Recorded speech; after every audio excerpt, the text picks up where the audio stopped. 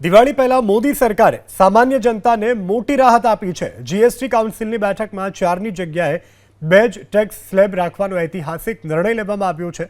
જીએસટીમાં હવે 5% અને 18% એમ 2 જ ટેક્સ સ્લેબ લાગુ થશે, જેનાથી સામાન્ય જનતાને તો રાહત થશે જ, પરંતુ કારોબારી જગત અને અર્થવ્યવસ્થાને નવી ગતિ મળશે। 2 નવા ટેક્સ સ્લેબનો અમલ 21 સપ્ટેમ્બરથી થશે। નાણામંત્રી નિર્મલા સીતારમણ અનુસાર દૂધ, રોટલી, પિઝા, બ્રેડ સહિતની ઘણી બધી ખાદ્ય ચીજો જીએસટી મુક્ત રહેશે। હેલ્થ અને જીવન વીમાને પણ ટેક્સ ફ્રી કરવામાં આવ્યા। લક્ઝરી વસ્તુઓ, તમાકુના ઉત્પાદનો પર 40% જીએસટી લાદવામાં આવશે। આ ફેરફારનો હેતુ સામાન્ય માણસને જરૂરી ચીજ વસ્તુઓ સસ્તી બનાવવા, આરોગ્ય સંબંધિત વસ્તુઓ પર ટેક્સ ઘટાડવા અને તમાકુ જેવા હાનિકારક ઉત્પાદનો પર ટેક્સ વધારીને તેમના ઉપયોગને નિરુત્સાહિત કરવાનો છે। પ્રધાનમંત્રી મોદીએ જીએસટી કાઉન્સિલની બેઠકમાં જીએસટીના નવા ટેક્સ સ્લેબ અંગે લેવાયેલા નિર્ણયની પ્રશંસા કરી।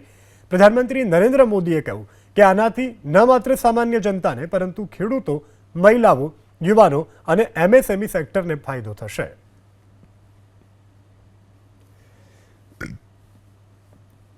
જીએસટીના સ્લેબમાં ઘટાડો કરવાના નિર્ણયને મહિલાઓએ આવકાર્યો છે।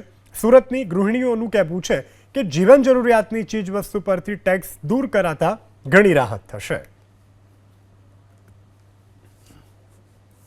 આ તો નવરાત્રી સામે દિવાળીની ગિફ્ટ સરકાર જે આપી રહી છે ને, મહિલાઓ માટે કે બાળકો માટે કે તમામ પ્રકારના લોકો માટે, અને એમાં જો પર્ટિક્યુલર એજ્યુકેશનના વિષયનો જો સમાવેશ કરીએ ને, તો એજ્યુકેશન વગર તો આ શું કહેવાય કે વિશ્વ શક્ય જ નથી। એટલે તમારે તમારી પ્રતિભા બતાવવી હોય કે તમારે તમારું મહત્વ બતાવવું હોય કે સમાજમાં તમારે તમારું મહત્વ સ્થાપવું હોય તો એજ્યુકેશન મસ્ટ, એટલે કે એજ્યુકેશન ખૂબ જરૂરી છે। એજ્યુકેશનની ઘણી બધી વસ્તુઓ પર જીએસટી 5% થયો છે, મતલબ કે આજે ગરીબ વર્ગના જે માતાઓ છે, પોતાના બાળકો માટે જે એજ્યુકેશનને લઈને લડત લડે છે, એમ કે ને કે ઘરે ઘરે કામ કરવા જાય છે, એ સિવાય પણ મધ્યમ વર્ગ છે કે બહેનો પરિવાર છોડીને નોકરી કરવા જાય છે અને પૈસાની બચત કરીને બાળકોને ભણાવે છે, તો આ ભણતરની ચીજ વસ્તુઓ પર જ્યારે જીએસટીમાં ઘટાડો થતો હોય તો બહેનોની પણ બચત થશે અને એ બચત પોતાના બાળકના ભવિષ્ય માટે વાપરી શકશે। કોઈ પણ દેશનો વિકાસ જો આપણે જોવો હોય તો એની મેડિકલ સર્વિસીસથી જોવો પડે, અને ભારત દેશ મેડિકલ સર્વિસીસ માટે એટલું ફેમસ છે, દેશ વિદેશથી આપણે ત્યાં લોકો મેડિકલ સર્વિસીસ માટે આવતા હોય છે, ઓપરેશન્સ કરાવવા, ડેન્ટલ સર્વિસીસ માટે, અને આવા સમયગાળામાં જીએસટીમાં 5% કરી નાખ્યા। થર્મોમીટર, મેડિકલ ઇક્વિપમેન્ટ, જરૂરી વસ્તુઓ, જેમ કે આપણા ઘરે ઘણા વખત વ્હીલચેર, ઘણી બધી વસ્તુઓ ઘરે પણ રાખવી પડે, સ્ટ્રેચર, વ્હીલચેર, સ્ટીક, અને એ બધામાં 5%। આઈ રિયલી એપ્રિશિએટ કે આ એક બહુ એકદમ મોટી ભેટ કહેવાય મહિલાઓ માટે, વડીલો માટે અને સમગ્ર સમાજ માટે। સો મને આ નિર્ણય ખૂબ ગમ્યો।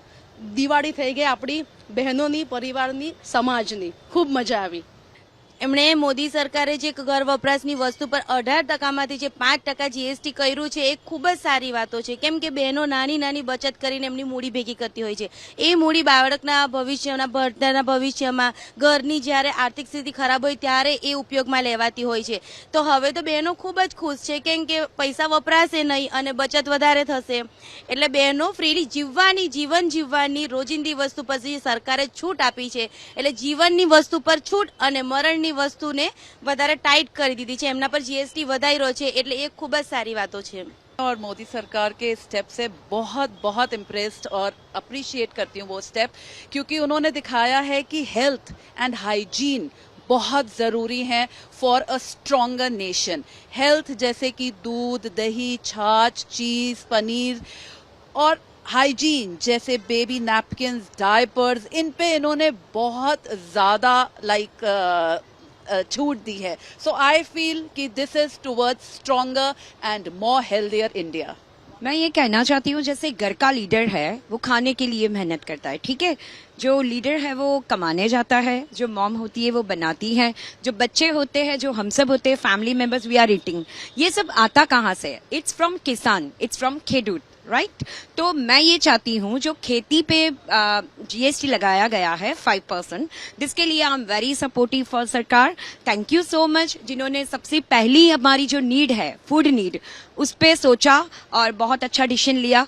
लेकिन फिर भी मैं भी ये चाहती हूँ कि ये जीएसटी फ्री कर दिया जाए, क्योंकि खेती अपनी इंडिया की शान है। सो आई रिक्वेस्ट टू सरकार कि जितना हो सके इतना जीएसटी पे खेती को सबसे ज़्यादा महत्व दिया जाए। Thank you. ખૂબ રાહત મળી છે કેમ કે જે મધ્યમ વર્ગના લોકો છે જે દરરોજ સાયકલ ને બધું ચલાવતા હોય છે એ લોકો માટે તો બહુ સારું થઈ ગયું છે કે જીએસટી ઓછા થઈ ગયા છે અને દિવાળી આવી રહી છે, નવરાત્રિ આવી રહી છે અને લેડીઝ કપડાઓ સ્ટિચ કરતી હોય છે તો એ લોકો માટે તો ઘણું સારું થયું છે. ગણપતિ બાપ્પા આવ્યા અને વિઘ્નહર્તા લઈ ગયા અને લેડીઝો માટે ખૂબ ફાયદો કરાયો.